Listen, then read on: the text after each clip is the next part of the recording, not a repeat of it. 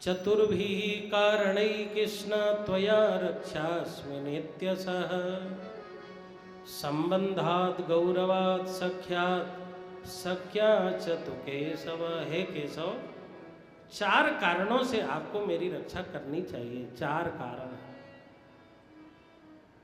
पहला कारण हमारे आपके संबंध है। आपकी बहन सुभद्रा का विवाह अर्जुन के साथ हुआ और मैं भी अर्जुन की पत्नी हूं। पहले हमारी बहन का ब्याह जिस घर में होता था और आपकी बहन का ब्याह भी उसी घर में हुआ, तो हम दोनों को बहन ही तो मानेंगे ना। उस परिवार के सारे लोगों को रिश्तेदार ही मानेंगे ना। तो द्रौपदी ने कहा कि जैसे आप सुभद्रा को सम्मान देते हैं, अर्जुन की पत्नी वो है, जब सुभद्रा आपकी बहन और अर्जुन की पत्नी मैं हूँ तो मैं भी तो आपकी बहन हूँ। तो हमारे आपके संबंध हैं। संबंध की गरिमा को समझिए केशव।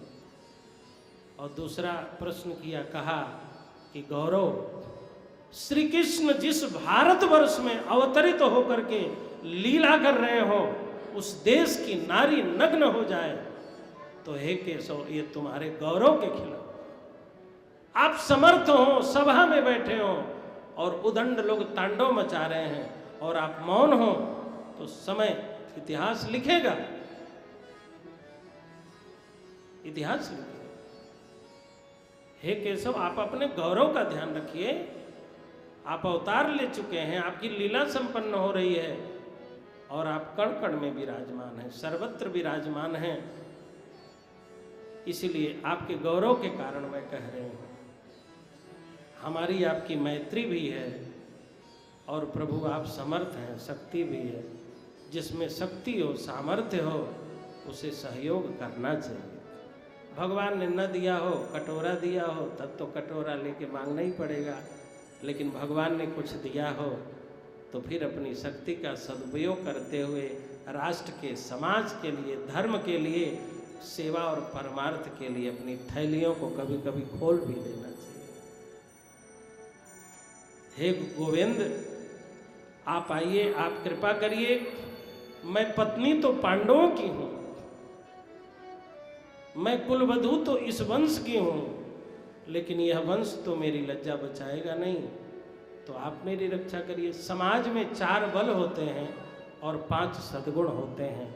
जब वो 5 सद्गुण और वो 4 बल समाप्त हो जाते हैं तो समाज निर्बल हो जाता है। समाज के 4 बल हैं। पहला बल है जिम्मेदारी, दूसरा बल है ईमानदारी, तीसरा बल है समझदारी और चौथा बल है बहादुरी। समाज के लोग वीर हों, समाज के लोग समझदार हों, समाज के लोग ईमानदार हों और समाज के लोग जिम्मेदार। अच्छा, एक प्रसंग रामायण का बताऊं। भगवान राम ने लक्ष्मण जी से कहा, लक्ष्मण, किशोरी जी की इच्छा है कि मैं स्वर्ण मृग के पीछे जाऊं और उसे मार के उसका मृग लेके आऊं। लक्ष्मण, मैं तुम्हें जिम्मेदारी दे रहा हूं, जब तक लौट के आऊं मेरी किशोरी जी को छोड़ के कहीं मत जाना। लेकिन मारीच ने जब आवाज दी तो किशोरी जी बोल पड़ी, लक्ष्मण, मैं कहती हूं तुम जाओ राम जी की रक्षा में। तो लक्ष्मण जी ने कहा, प्रभु ने तो हमें जिम्मेदारी दी थी, लेकिन आप में और प्रभु में कोई अंतर नहीं है, तो मैं राम लला ही आपको समझता हूँ। तो आप कहती हैं तो मैं जा रहा हूँ, लेकिन मैं मर्यादा को जिम्मेदारी देता हूँ। लक्ष्मण रेखा के अंदर रहिएगा, बाहर मत निकलिएगा, आपकी रक्षा हो जाएगी। और जब लक्ष्मण जाने लगे तो वहाँ आसपास जितने ऋषि मुनि महात्मा थे, देवता थे, लक्ष्मण जी ने सबको जिम्मेदारी दे दी। गोस्वामी तुलसीदास जी महाराज कहते हैं, बन दिसी देव सौंपी सब काहू, चले जहाँ वन ससिराहू। बन दिसी देव सौंप सब काहू, चले जहाँ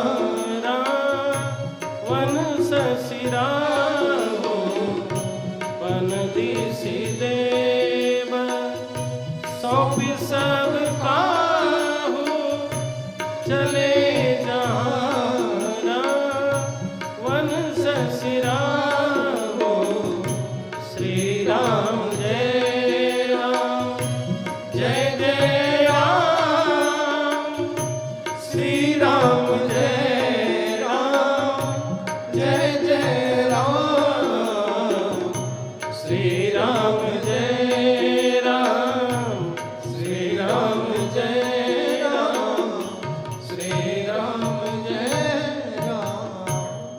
लक्ष्मण जी ने कहा, हे बन के देवियों देवताओं ऋषियों महात्माओं, किशोरी जी को हम आपके भरोसे सौंप के जा रहे हैं, इनकी आज्ञा है, अब आप लो देखना।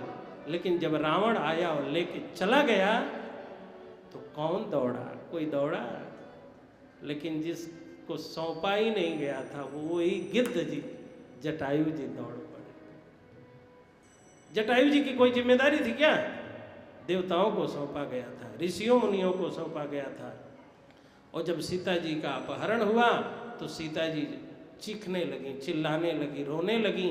और गोस्वामी जी कहते हैं कि सीता के विलाप सुनि भारी, भय चराचर जीव दिखारी। कोई ऐसा जीव नहीं था जिसने सुना न हो, लेकिन किसी की हिम्मत नहीं हुई कि रावण के विरुद्ध खड़ा हो जाए। मार डालेगा रावण। लेकिन वाह, समाज के 99% लोग नहीं आए, लेकिन 100% कभी खराब नहीं होता है समाज। जटायु जी दौड़ते हुए आए और कहा, हे दुष्ट, रे रे दुष्ट, ठाड़ किन होई, निर्भय चलिस न जाने से मोई। मुझे नहीं जानते हो, मैं भारतवर्ष का पक्षी हूँ, दशरथ जी महाराज का मित्र हूँ, और तुम विदेशी हो और मैं देशी हूँ। ये हमारी बहू लगेंगी देश के कारण, राष्ट्र के कारण। हमारा राष्ट्र और इनका राष्ट्र एक है, और राष्ट्र राष्ट्र का नाता। मर जाऊंगा, मिट जाऊंगा, जब तक जीवित रहूंगा किशोरी जी को लेके नहीं जाने दूंगा। जिम्मेदारी उनकी नहीं थी। आज का आदमी कहता, हम क्या करें, हमारी कोई जिम्मेदारी है क्या? ये हमारी जिम्मेदारी है क्या? ये हमारी जिम्मेदारी है क्या? मान लीजिए तो सबकी जिम्मेदारी आपकी है, और न मानिए तो कोई जिम्मेदारी नहीं। तो द्रौपदी जी ने कहा कि प्रभु, 5 पति हैं, उनकी जिम्मेदारी है मेरे तन की, मेरे मन की, मेरे वचनों की रक्षा करना। और समाज में 5 सद्गुण हैं, शिष्टता, सुव्यवस्था, श्रमशीलता, सहकारिता, मितव्ययिता, व्यर्थ का खर्च न करें, संग छद्वम संबद्धम, हम साथ साथ चलें, हम श्रमशील हों, मेहनती हों, सुव्यवस्था बनी रहे, और शिष्टता, बड़े छोटे सबका सम्मान कैसे करना है बना रहे। लेकिन हे गोविंद, इस समाज में ऐसा लग नहीं रहा है, आप मेरी रक्षा करिए। हे गिरधारी कृष्ण मुरारी, लाज रखो मेरी हे गिरधारी। हे गिरधारी कृष्ण मुरारी, लाज रखो मोरी हे गिरधारी, लाज रखो मोरी हे गिरधारी। हे गिरधारी, हे गिरधारी कृष्ण मुरारी, लाज रखो मोरी हे गिरधारी, लाज रखो मोरी हे गिरधारी।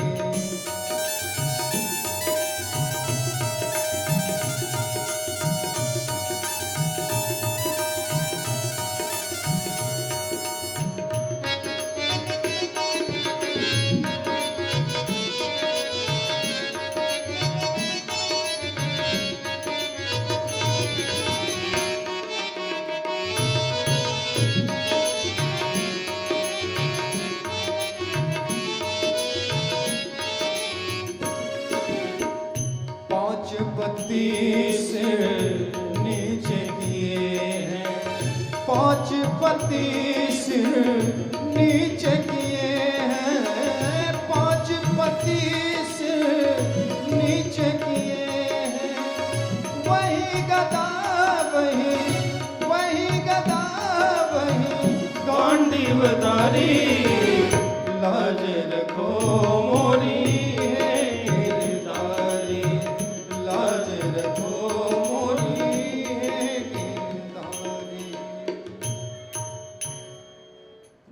श्री कृष्ण ने वस्त्र के रूप में अवतार लिया। नारी बीच सारी है कि सारी बीच नारी है, कि नारी ही की सारी है कि सारी ही की नारी है। भागवत महापुराण जो आप सुन रहे हैं और ग्रंथ रूप में दर्शन कर रहे हैं, ये तो ग्रंथ रूप में है, लेकिन भागवत महापुराण के 6ठे स्कंद में 12 लोगों को भागवत कहा गया है। व्यक्ति के रूप में, ग्रंथ के रूप में तो ये भागवत जी हैं, व्यक्ति के रूप में 12 लोगों को भागवत की उपाधि दी गई कि ये सब भागवत है। स्वयंभू नारद शंभु कुमार कपिल मनु प्रहलाद जनक भीष्म बलि वैयासिकिर्वयम्। ब्रह्मा जी भागवत,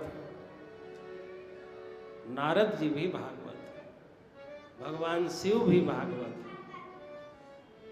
स्वयंभू नारद शंभु कुमार सनक सनंदन सनातन सनत कुमार हैं तो 4, लेकिन गिनती एक ही की होती है।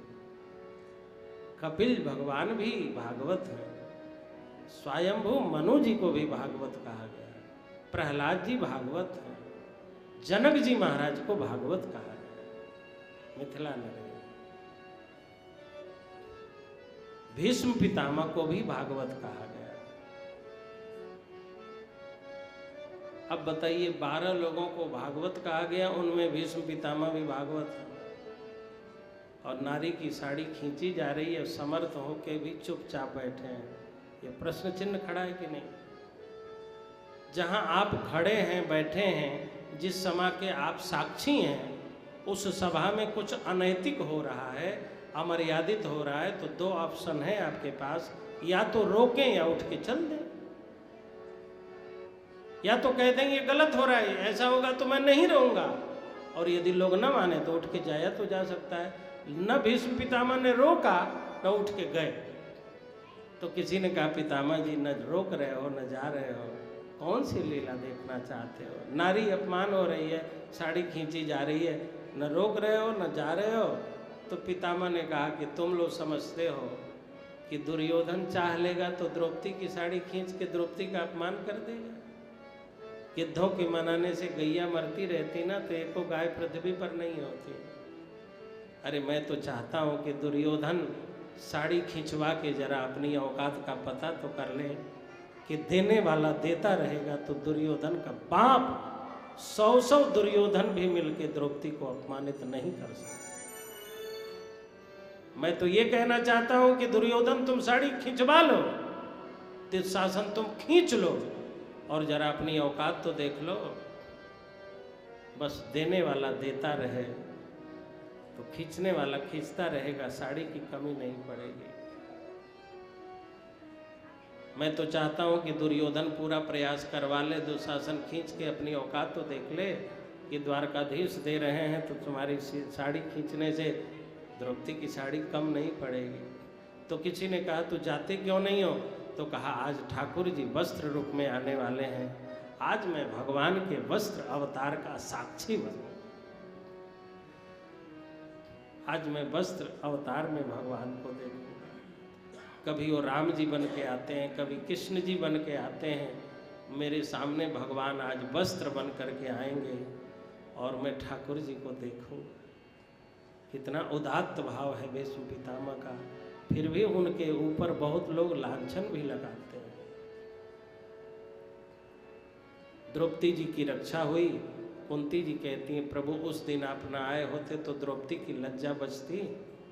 तो भगवान श्री कृष्ण ने कहा कुंती जी आप कह रही हो कि मेरी कृपा के कारण लज्जा बची, लेकिन मैं ये कहना चाहता हूँ कि कृपा के कारण नहीं, द्रौपदी के कर्म के कारण द्रौपदी की लज्जा बची।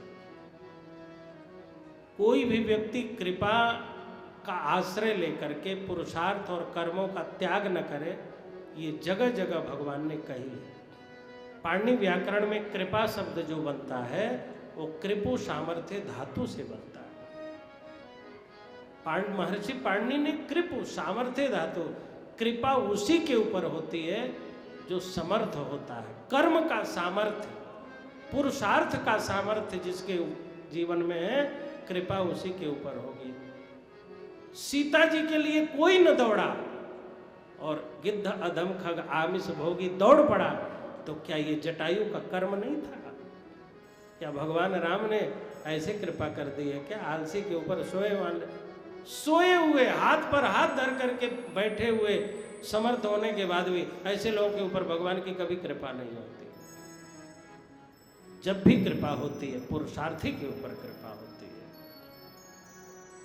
कृपा का कभी दुरुपयोग न करिएगा। भगवान ने कहा द्रौपदी को कृपा से साड़ी नहीं मिली, कर्म से साड़ी मिली।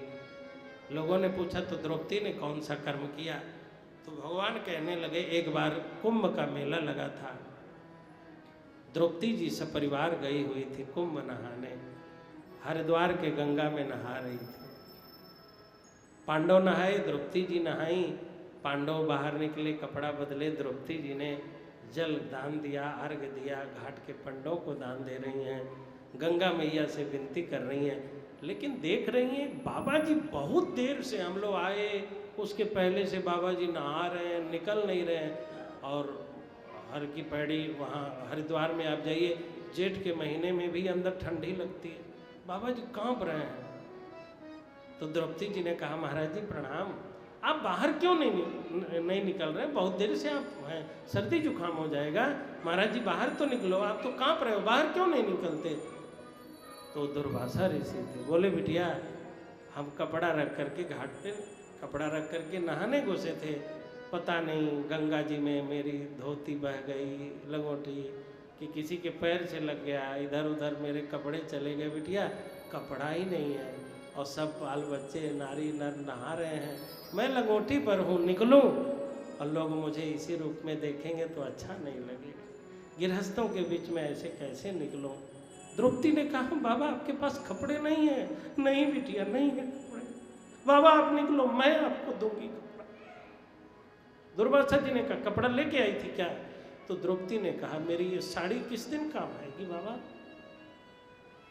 ये 2 मीटर में साड़ी, 1.5 मीटर में साड़ी फाड़ूंगी और आपको वस्त्र दूंगी, आप अपना तन रखिए, अपने कुटिया में जाइए। दुर्वासा निकले।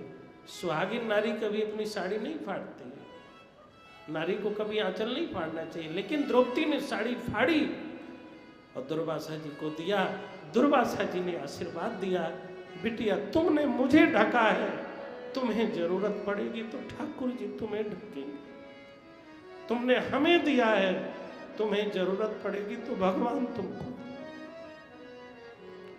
गंगा के सामने तुमने दान दिया, कुंभ मेला में तुमने दान दिया, इतने महान अवसर पे तुमने सत्कर्म किए, यह सत्कर्म कभी तुम्हारा व्यर्थ नहीं जाएगा बेटिया। भगवान श्री कृष्ण कहते हैं महात्मा के संकट में द्रौपदी ने दिया। आज द्रौपदी को जरूरत पड़ी तो उनके आशीर्वाद से और द्रौपदी के सत्कर्म के कारण आज मैं बाध्य होकर के द्रौपदी का सहयोग करने आया। कृपा के नाम पर आलस्य न होने पाए, पुरुषार्थ कम न होने पाए, आपकी वीरता कम न होने पाए, इसका पूरा ध्यान रखिए।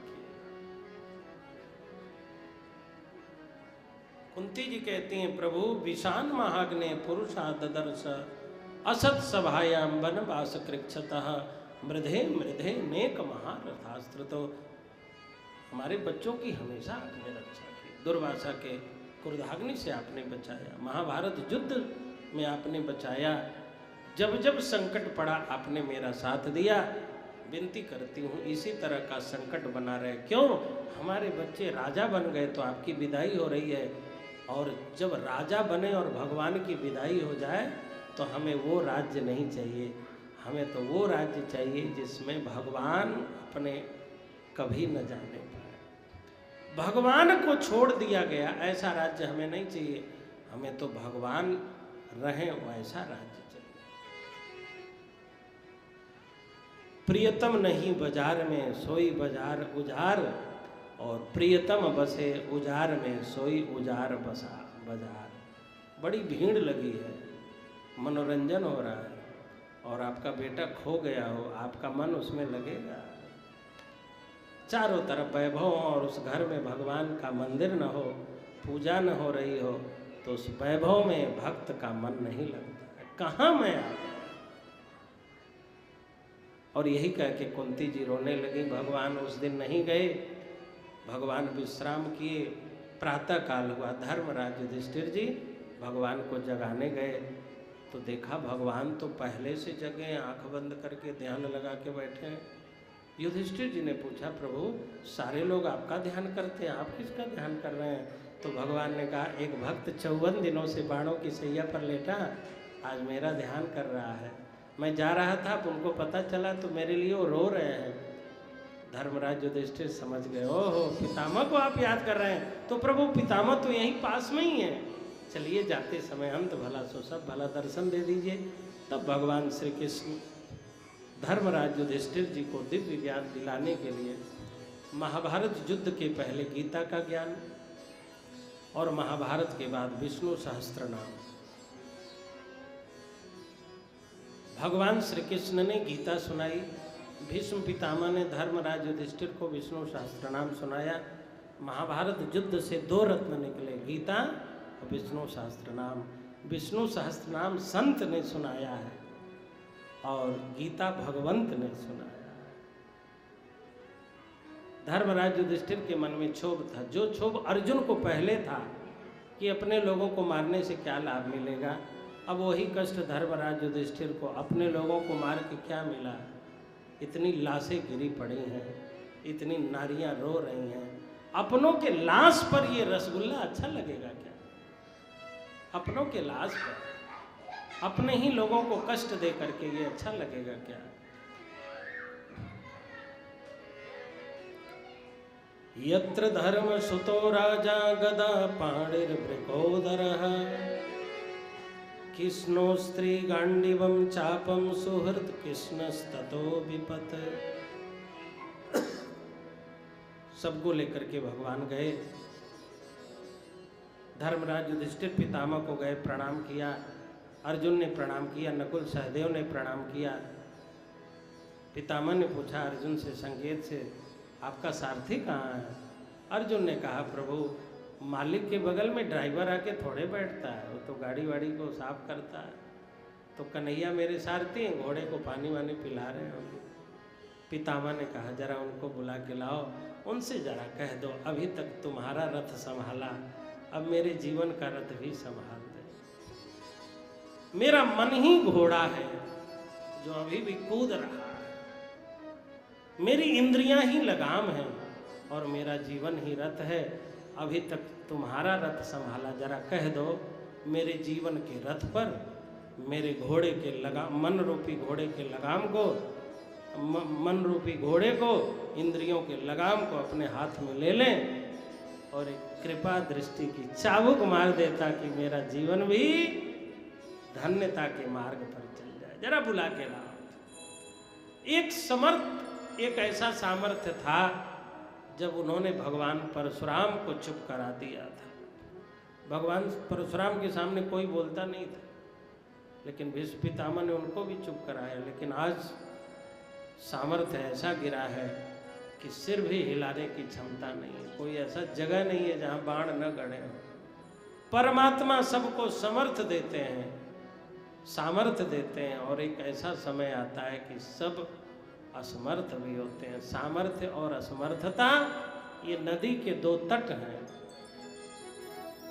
कोई ऐसी नदी देखी है जो बिना 2 तट की हो? संस्कृत में तट को कूल कहते हैं। ऐसे हमारे जीवन में भी अनुकूल और प्रतिकूल 2 तट हैं। कभी अनुकूल, कभी प्रतिकूल, कभी सामर्थ्य, कभी असमर्थ। जब ईश्वर समर्थ बनावे तो सारे सत्कर्मों को कर लेना चाहिए। बुढ़ापा की प्रतीक्षा नहीं करनी चाहिए। क्या पता भीष्म पितामह जैसे बाणों की सैया पर लेटना पड़े। इस संसार में 3 तरह के लोग होते हैं। एक भीष्म पितामह जैसे बाल ब्रह्मचारी, भोगों को भोगा ही नहीं, पता ही नहीं भोग कैसे होते हैं। एक ऐसे होते हैं जिन्होंने भोगों को छुआ ही नहीं, रसास्वादन किया ही नहीं। बाल ब्रह्मचारी, नैष्ठिक ब्रह्मचारी। दूसरे लोग मनु शत्रुपा जैसे होते हैं, भोगों को संयम पूर्वक भोगते हैं। जितनी आवश्यकता है उतना ही भोगेंगे। और तीसरे लोग रावण जैसे होते हैं। 1 लाख पुत्र 1.25 लाख नाती होने के बाद भी बच्चे बड़े हो गए, बहुएं आ गई, बहुओं के बच्चे हो गए, उनकी बहुएं आ गए, लेकिन सीता जी का अपहरण जारी है। पराई नारियों पर दृष्टि गड़ाए बैठे। रावण कहता है बस भोगों को ही भोगना है, मनु जी कहते हैं संयम पूर्वक भोगों को भोगना है, और भीष्म पितामह कहते हैं भोगों को भोगना ही नहीं है। क्यों? एक बार सिंह नरभक्षी हो जाता है, उसके दांत में एक बार जब खून और मांस मनुष्य का लग जाता है तो उसकी आदत बिगड़ जाती है, फिर बार बार वो मांस खाने दौड़ता है। आदत बिगाड़ो ही नहीं कि बार बार भोगों के प्रति मन जाए। भीष्म पितामह ने अपने पिता को वचन दिया, मैं कभी राजा नहीं बनूंगा, कभी विवाह नहीं करूंगा और राष्ट्र की रक्षा करूंगा। अपनी बाध्यताओं के कारण दुर्योधन के साथ थे, लेकिन अपने कुछ संस्कार भी होते हैं कि दुर्योधन जैसे लोगों के साथ रहना पड़ता है। जानते हैं भीष्म पितामह पूर्व जन्म में देव नाम के वसु थे। जैसे नवग्रह, अधिप्रत्यधि देवता, योगिनी, वास्तु देवता, ऐसे अष्टवसु देवता। महात्मा वशिष्ठ जब यज्ञ करते थे अयोध्या में, नंदिनी नगर में, अयोध्या से जब आप गोरखपुर के तरफ चलें तो अवध से सरजू पार करते गोरखपुर के तरफ बस्ती जिला का आधा कप्तानगंज वगैरह क्षेत्र सब वशिष्ठ जी का आश्रम था। तो वशिष्ठ जी बड़े बड़े यज्ञ करते थे। राम जी जिनके शिष्य हों उनका यज्ञ बड़ा नहीं होगा तो किसका होगा? देवताओं को बुलाते थे। अब देव नाम के वसु आए तो उन्होंने देखा वशिष्ठ जी के पास माल कितना है, ये सोने चांदी के बर्तनों का दान करते हैं। ब्राह्मण और संत दिन थालियों में भोजन कर लेते हैं, फिर वो थालियां उन्हें दे दी जाती हैं। तो देव नाम के वसु आए थे अतिथि के रूप में, लेकिन रात में कुटिया में घूम घूम के पता करते थे कि जजमान के पास कितना माल है। जैसे हमें मार्कंडेय सिंह जी ने बुलाया है और हम रात में इनका माल ढूंढते फिर इनके घर में, आइए हमारे भरोसे पे कि महाराज जी लोग घर, ऐसे वो करते थे। तो पता चला कुछ नहीं, वशिष्ठ जी की ये जो गाय है, यही गाय ही तो सब कुछ दे देती है। कामधेनु गाय है ना, जो कहते हैं ये पूरी कर देती है। बस देव नाम के वसु ने रात में ही गाय की रस्सी खोली और गाय को खींचते हुए गाय की चोरी करके लेके भागे। गाय चिल्लाने लगी। वशिष्ठ जी जग के आए, आहा, हम अतिथि रूप में बुलाए थे और आप चोर निकले। अतिथि धर्म की रक्षा आपने नहीं की। कोई जजमान अब आचार्य के ऊपर भरोसा करेगा? चोरी करने का इतना विचार है तो श्राप देता हूं, जाओ चोरों के बीच में जन्म लेना और वहीं रहना, तब तुम्हें पता चलेगा कि चोरी और चोरों के बीच में रहने का क्या फल होता है। देव नाम के वसु का वही अपराध आज भीष्म पितामह के रूप में देव भोग रहा है। ये अपने पूर्वजनों का संस्कार था। भीष्म पितामह बाणों की सैया पर लेटे हैं, भगवान श्री कृष्ण आए हैं, तो भीष्म पितामह ने भगवान श्री कृष्ण की स्तुति की, मन से स्तुति की। देखिए सारी शरीर से पूजा तो होती ही, द्रव्य पूजा फूल से, माला से, अगरबत्ती से, लेकिन मानसिक पूजन का भी अभ्यास करना चाहिए। हम बीमार हैं तब हमारी पूजा कैसे होगी? भगवान शंकराचार्य जी ने आत्मा तम गिरिजा मति सहचरा पूजा शरीरम गिरिजा शाका नाम युतम। मानसिक पूजन में 10,000 प्रकार की सब्जी हम चढ़ा रहे हैं। भीष्म पितामह ने भगवान की स्तुति की। भीष्म पितामह जी भगवान की स्तुति करते हुए कहते हैं, इतिमति रूप कल्पिता वितृष्णा भगवती सात्वत पुंगवे विभुम्नि स्वसुखमुपगते क्वचिद् विहर्तुं प्रकृतिमुपेयुषि यद्भव प्रवाहः त्रिभुवन कमनं तमालवर्णं रविकर गौरव बराम्बरम दधानी बपुरलक कुलावृताननाब्जम विजय सखेर तिरस्तु में नवद्या। जो अर्जुन के सखा हैं उनके चरणों में मेरी रति है। व्यक्ति को संपन्न होना चाहिए, प्रसन्न होना चाहिए और प्रपन्न होना चाहिए। संपन्नता, प्रसन्नता और प्रपन्नता जो अर्जुन के सखा हैं, ये डायरेक्ट मेरा संबंध नहीं है, इनडायरेक्ट। श्री कृष्ण की मैंने कभी पूजा नहीं की, उनके पांडवों के विरुद्ध हम खड़े रहे, दुर्योधन का हमने साथ दिया, हमारा डायरेक्ट उनसे संबंध नहीं। लेकिन अर्जुन मेरी गोदी में खेला है, मेरे परिवार का बच्चा है, मेरे वजह से मेरे ऊपर कृपा न करो, लेकिन अर्जुन मेरा है और आप अर्जुन के हो। प्रभु मैं नरक में गया तो लोग कहेंगे अर्जुन के घर का आदमी नरक में चला गया। तो हे अर्जुन के सखा, आपके चरणों में मेरी भक्ति है, मेरी रक्षा करो। मुरली बजाने वाले, गिरवर उठाने वाले, आपने 7 कोस का गिरवर उठाया, एक बोझ फिर उठा दीजिए, मुझे भी मुक्ति दे दीजिए, मुझे भी भक्ति दे दीजिए, मैं भी आपका प्रेमी बन जाऊं, अपने चरणों में जगह दे दीजिए। मुरली बजाने वाले, गिरवर उठाने वाले, मैं दास हूँ तुम्हारा, मैं दास हूँ तुम्हारा।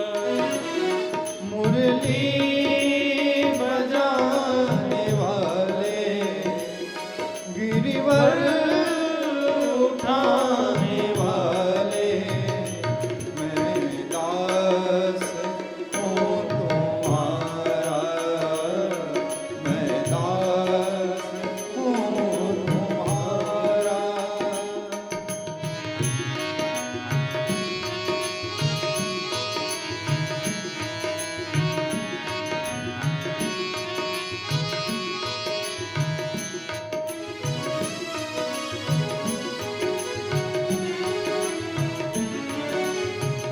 ढूंढ लिया जग सारा मैंने, दर्शन तेरा पाया। ढूंढ लिया जग सारा मैंने, दर्शन तेरा पाया। जब मन को एकाग्र किया तो तू बिन बीच समाया। भव पार करने वाले, बांके बिहारी हमारे, मैं दास हूँ तुम्हारा, मैं दास हूँ तुम्हारा।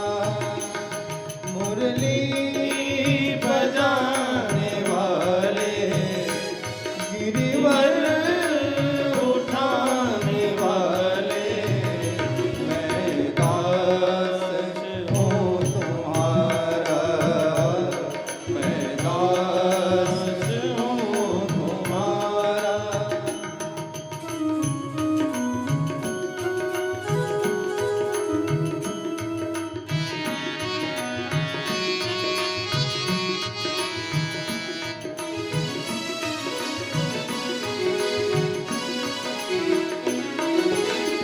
तेरी माया ने प्रभु मुझको जग में भोग नचाया। तेरी माया ने प्रभु मुझको जग में भोग नचाया। दीन बंधु भव तारण प्रभु जी, नाम तुम्हारा गाया। सर्वत्र रहने वाले, राधा रमण हमारे, मैं दास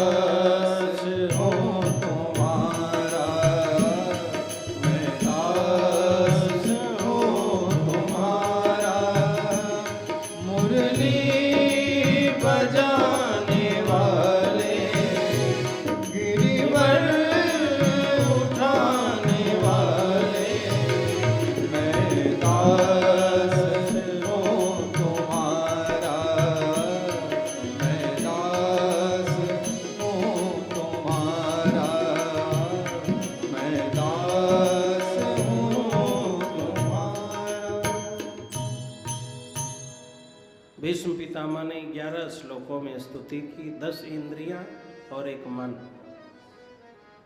हमारे पास 2 करण हैं। देखने सुनने करने के जो साधन होते हैं उन्हीं को करण कहते हैं। कुछ अंतःकरण है, कुछ बहिकरण है।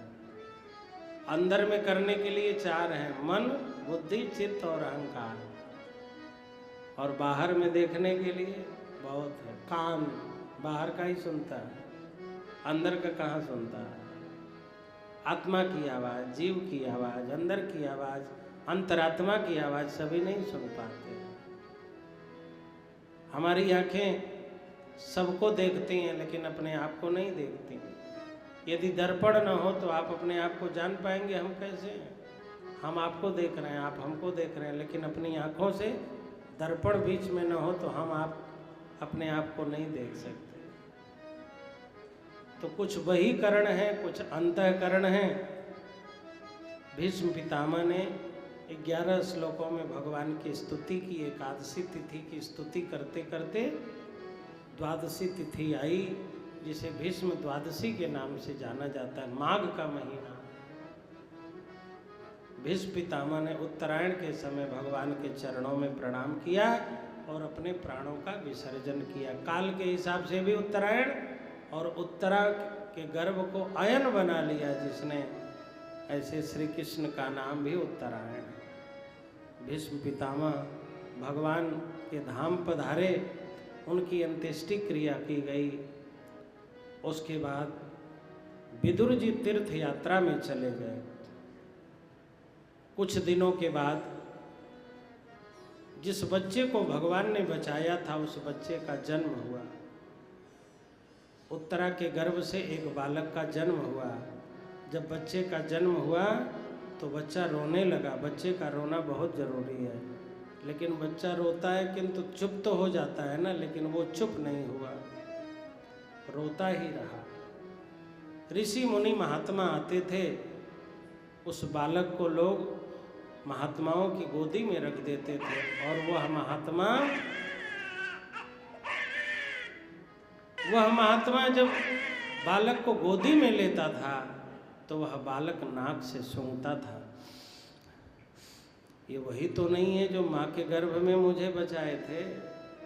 और जब वो सुगंधी नहीं मिलती तो वह बच्चा फिर रोने लगता। 6 महीने बीत गए रोते रोते। लोगों ने द्वारकाधीश को सूचना दी, प्रभु जिस बच्चे को आपने बचाया था वह बच्चा तो रोता ही रहता है। भगवान श्री कृष्ण ने कहा मैं आऊँगा तो चुप हो जाएगा।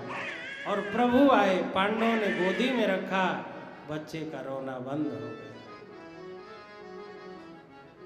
ब्राह्मणों ने नामकरण किया, कहा इस बालक का नाम होगा विष्णुरात, क्योंकि भगवान विष्णु ने बचाया था और इसने प्रभु को पहचान लिया, इसीलिए इसका नाम परीक्षित होगा। जिसने प्रभु की प्रतीक्षा की हो उसी जीव का नाम है परीक्षित। परितः सर्वतः, चारों दिशाओं को कहने के लिए परितः शब्द का प्रयोग। चारों दिशाओं में जो प्रभु की प्रतीक्षा करता है निर्निमेष पलकों से, उसी को परीक्षित कहते हैं। जन्म नाम उनका विष्णुरात है और कर्म नाम है परीक्षित। धीरे धीरे वो बालक बड़ा होने लगा। ब्राह्मणों ने भविष्यवाणी की, एष दाता शरण्यश्च यथा यौषि नरः शिवी, यशो वितनिता स्वानां दस्यन्तोरिव यज्वनाम्,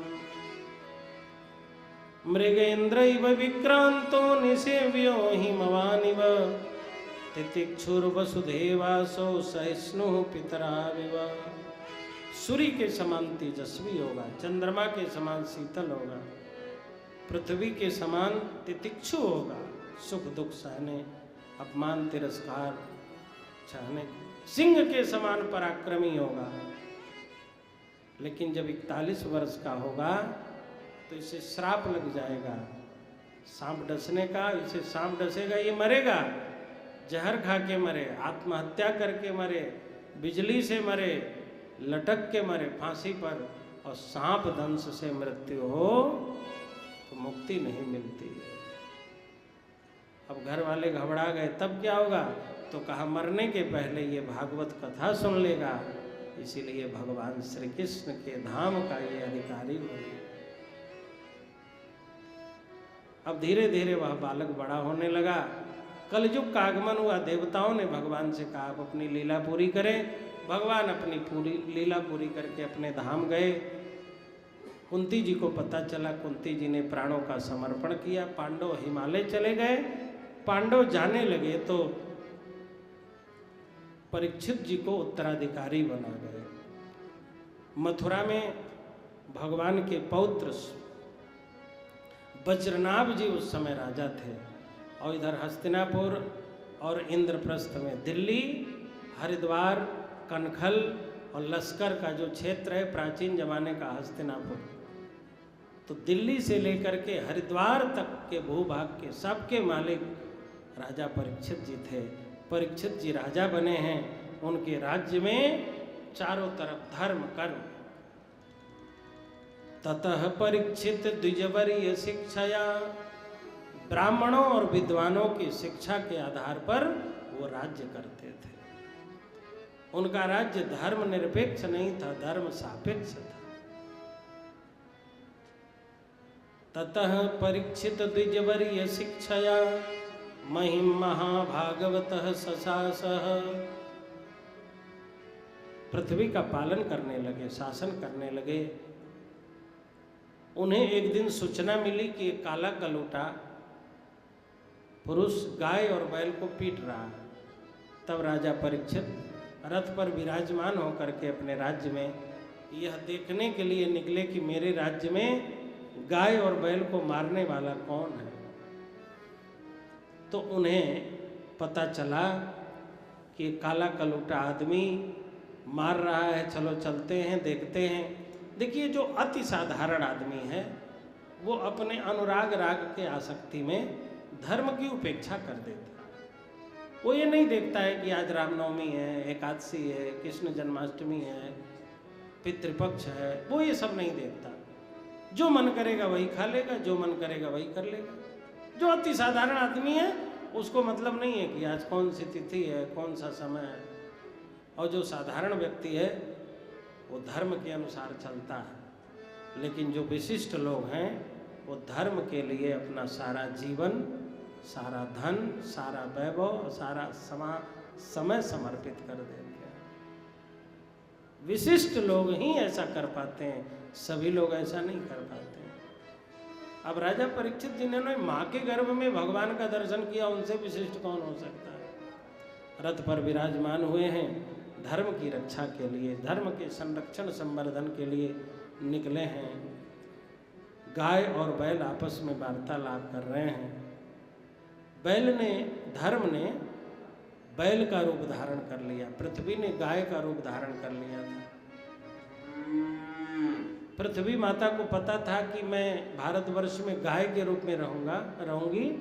पृथ्वी माता को मालूम था कि मैं गाय के रूप में रहूंगी तो मुझे कोई मारेगा नहीं। क्यों? भारतवर्ष में गाय को कोई मारता नहीं था। पृथ्वी को भी प्रच्छन्न रूप धारण करके रहना होता था, चिपके तो गाय बनती थी।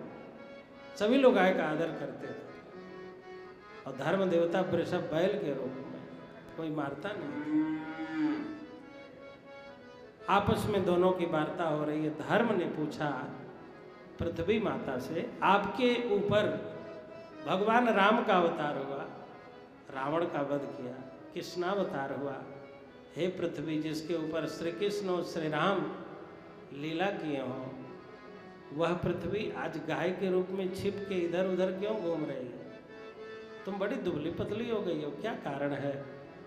तब पृथ्वी कहती है कि भगवान ने हमें छोड़ दिया है। छोड़ दिया? क्यों छोड़ दिया? तो पृथ्वी कहती हैं जब कुछ लक्षण हमारे ऊपर से नष्ट हो जाते हैं तो भगवान हमारा त्याग कर देते हैं। वृषभ देवता ने पूछा कौन कौन से लक्षण हैं जिसके नष्ट हो जाने से भगवान पृथ्वी का त्याग कर देते हैं। तब धरणी जी कहती हैं सत्यम शौचम दया शांति त्यागः संतोषयार्जवम् समोदमः तपः साम्यं तितिक्षोपरतिः श्रुतम् ज्ञानं विरक्ति ऐश्वर्यं शौर्यं तेजो बलं स्मृति स्वातंत्र्यं कौशलं कांति धैर्यं मार्दवमेव च प्रागल्भ्यं प्रश्रयः शीलं सहवोजो बलं भगः गांभीर्यं ऐस्थैर्यम् आस्तिक्यं कीर्तिमानो अनहंकृतिः।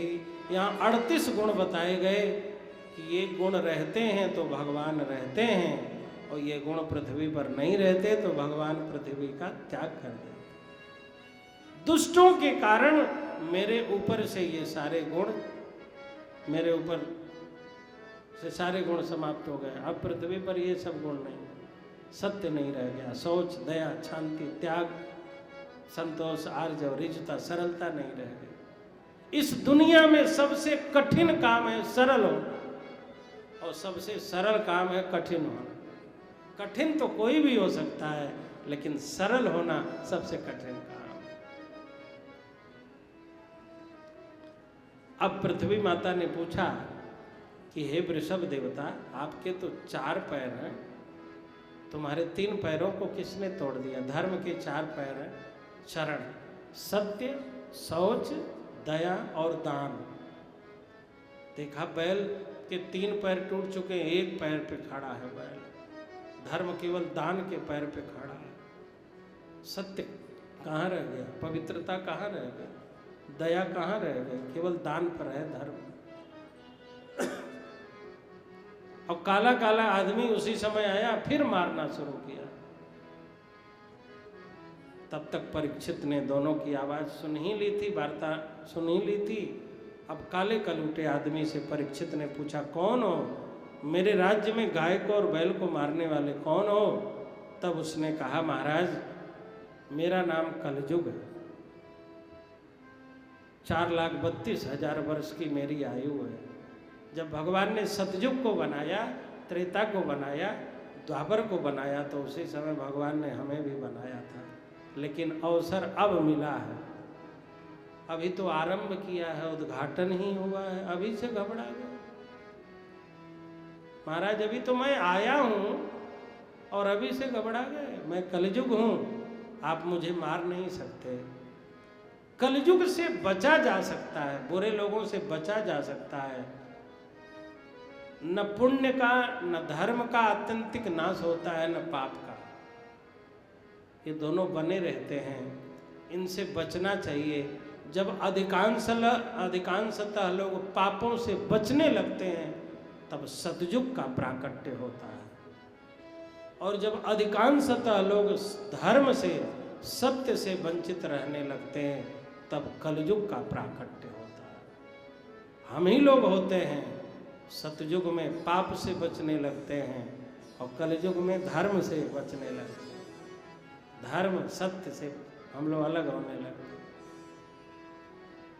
महाराज आप मुझे मार नहीं सकते, मैं आपके शरण में हूँ, मुझे रहने के लिए जगह दे दीजिए।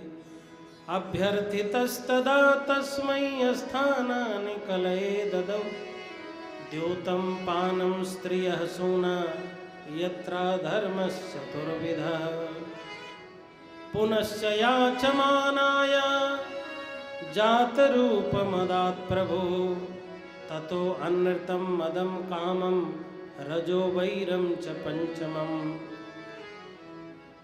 परीक्षित जी ने कहा, तो जाओ 4 स्थान देता हूँ, जहाँ लोग जुआ खेलते हो वहाँ रहा करो, जहाँ लोग मदिरा पान करते हो वहाँ रहा करो। द्यूत क्रीड़ा, पता नहीं कहाँ से ये गलत संस्कार, दीपावली में द्यूत क्रीड़ा, जुआ खेलने का संस्कार पड़ गया। लक्ष्मी जी और गणेश जी का पूजन का समय, और भारतवर्ष में उस समय जुआ लोग खेलते हैं। ये तो बहुत विडंबनापूर्ण है, बिल्कुल नहीं होना चाहिए। कहाँ से कुरीति आ गई, ये कहाँ से गलत संस्कार लोगों ने पकड़ लिया। यहाँ तो कलयुग का निवास है। द्यूतम पानम स्त्रियः, जो वैश्याएं हैं वहाँ रहा करो, और जहाँ हिंसा होती है वहाँ रहा करो। केवल मनुष्य का वध करना ही हिंसा नहीं है। कई लोग तो दिन भर हिंसा ही करते रहते हैं, उनका हिंसा प्रकट नहीं हो पाया है, तो गुटखा और तंबाकू और सुपारी मुंह में रख के काट रहे हैं, सुपारी काट रहे हैं, गुटखा काट रहे हैं। ये बहुत हिंसक प्रवृत्ति के लोग होते हैं। बकरी बकरा मुर्गा मुर्गी नहीं काट पाए तो सुपारी कोई काटे दे रहा है। बताइए, परमात्मा ने सुंदर मुंह दिया है, अब इसमें गुटखा और खैनी और तंबाकू खाना, दिन भर चबा रहे हैं, दिन भर काट रहे हैं। चलो किसी को नहीं काट पाए तो अब सुपारी कोई काटेंगे, दिन भर काटेंगे। ये सब हिंसक प्रवृत्ति है, वो हिंसा प्रकट हो रही है।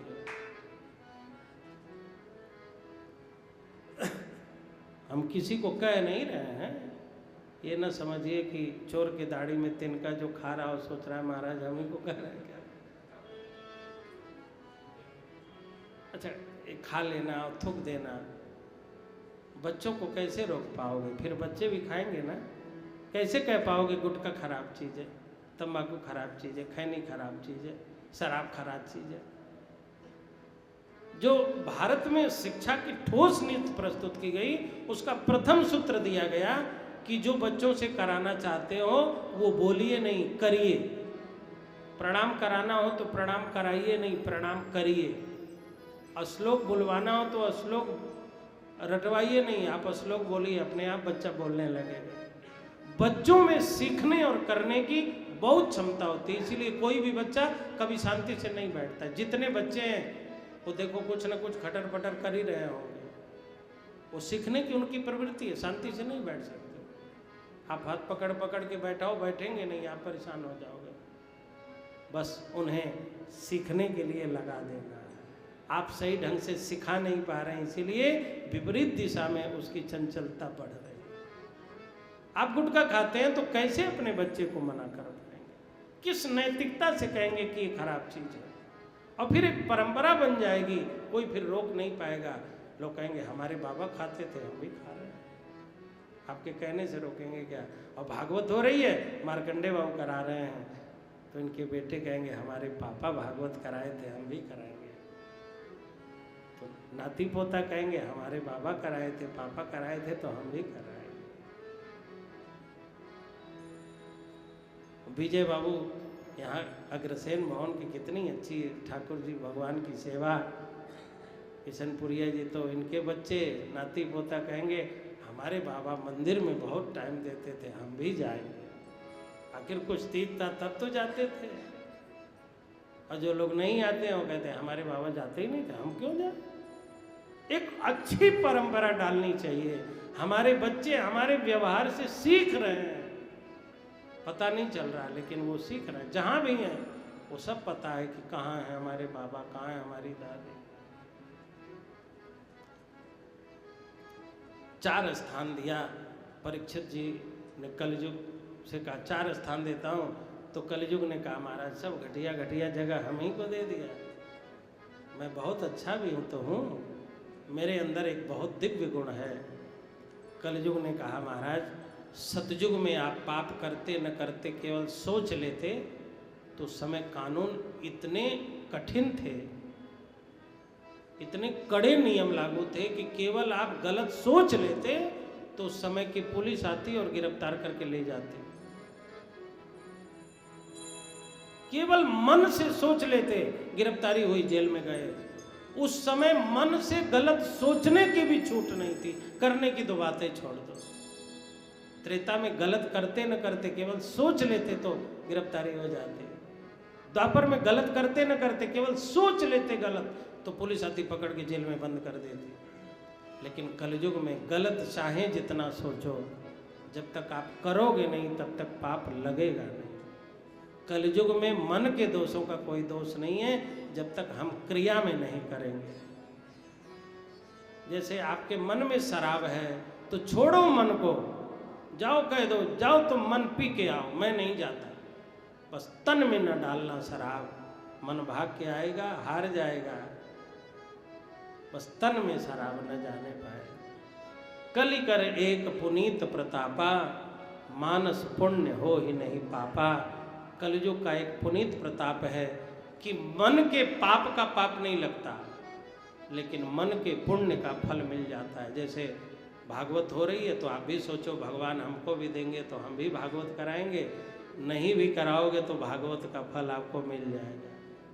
इसका मतलब ये नहीं हुआ कि कल से मन ही मन सोचना शुरू कर दो, हमारी बिल्ली हम ही को म्याऊं, हम ही जुगाड़ बताए, हम ही लोगों का बंद कर देंगे आप। लेकिन मन ही मन सोचा भगवान कभी सामर्थ्य देंगे तो मैं भी कराऊंगा, नहीं भी संयोग से कराया लेकिन मन से अच्छा सोच लिया तो फल मिल जाएगा।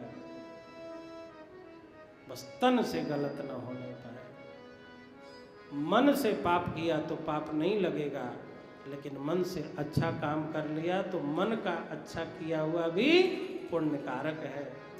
कलयुग ने बताया ये मेरा प्रभाव है महाराज।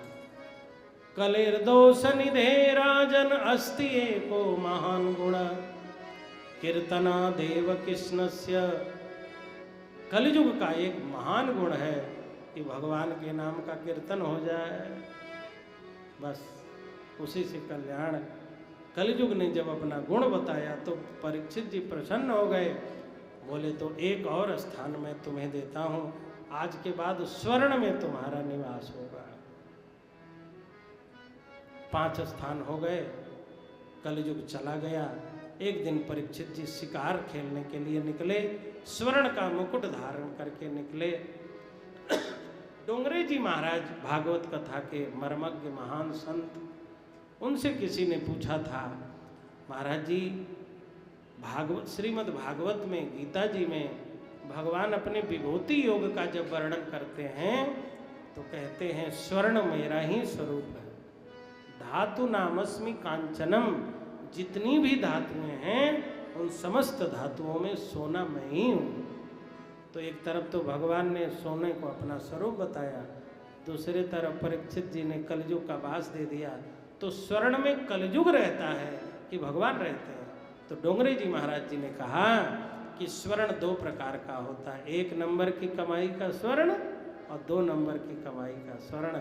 अपने श्रम से कमाए हुए स्वर्ण में भगवान का वास है और घोटाले वाले स्वर्ण में कलयुग का वास है। परीक्षित जी जो मुकुट पहन के चले वो घोटाले का मुकुट था, उनके पास घोटाले का मुकुट कहाँ से आ गया होगा? उनका मुकुट तो नहीं था, वो तो जरासंध का मुकुट था। पांडवों ने राजसूय यज्ञ किया, राजसूय यज्ञ में दिग्विजय किया। भीम जी ने अपने पराक्रम से मगध देश के राजा जरासंध का वध किया। भीम जी ने कहा इसका मुकुट ले चलते हैं केशव। भगवान ने कहा मुकुट के लिए तुमने युद्ध किया, तब तो यहाँ के राजा ही बन जाओ। तुमने सोने के लिए चांदी के लिए युद्ध किया है क्या? उसके बेटे को सहदेव को राजा बनाते हैं, तुम कुछ मत ले चलो। भीम जी ने कहा और कुछ नहीं, केवल मुकुट प्रदर्शनी में।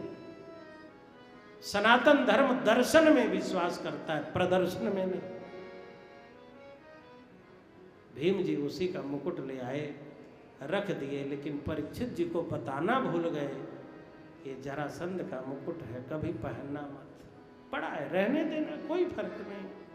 लेकिन परीक्षित जी को क्या पता कि हमारे पूर्वजों ने पुरखों ने किसका किसका माल नैतिकता अनैतिकता का विचार किए बिना ऐसे धन और वैभव का संग्रह नहीं होना चाहिए जो हमारे बच्चों का संस्कार खराब। परीक्षित जी वही मुकुट पहन के चले। अब कलयुग ने ठहाका लगाया, परीक्षित जी आप तो अच्छे हो, लेकिन पूर्वजों की एक त्रुटि, अब मैं आपके सिर पर बैठूंगा। कलयुग सवार हुआ। अब अचानक घनघोर जंगल में परीक्षित जी पहुंचे मृगया के लिए। उन्हें भूख लग गई, प्यास लग गई, बहुत भूख लगी है। सूत जी महाराज कहते हैं एकदा धनुरुद्यम्य विचरन् मृगयाम बने, मृगाननुगतः श्रान्तः क्षुधितः तृषितो वृषम्। बड़ी भूख लग गई, बहुत प्यास लग गई।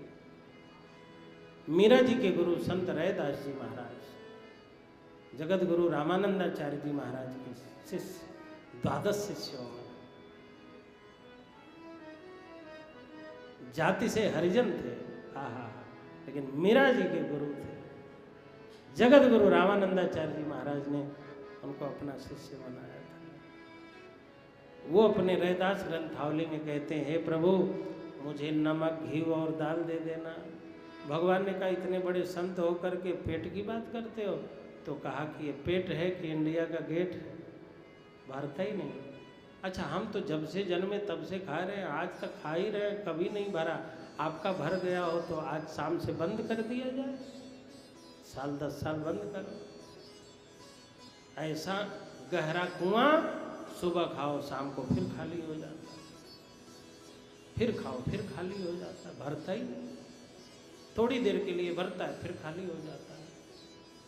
रैदास जी महाराज कहते हैं रोटी कपड़ा मकान दे देना ताकि कभी मुझसे अपराध न हो पावे, क्योंकि पेट है ही, आवश्यकता है ही।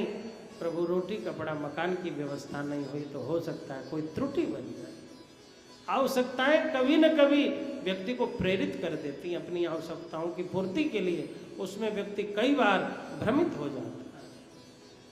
हमें नमक घी दाल दे देना ताकि हम अपने पेट को भर करके और भजन कर सकें।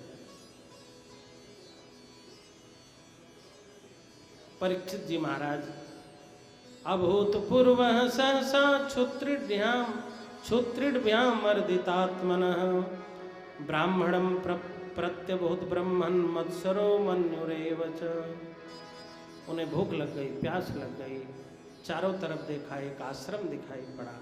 आश्रम, हमारे यहाँ 4 आश्रम हैं, ब्रह्मचर्य, गिरहस्थ, वानप्रस्थ और सन्यास। 50 के ऊपर जो चले गए वो सब वानप्रस्थ, वन में जाने की तैयारी। भारतवर्ष के लोग, सभी लोग पहले ब्रह्मचर्य का पालन करते थे, फिर गृहस्थ का, फिर वानप्रस्थ, वन जाने की तैयारी, वन में प्रस्थान की तैयारी।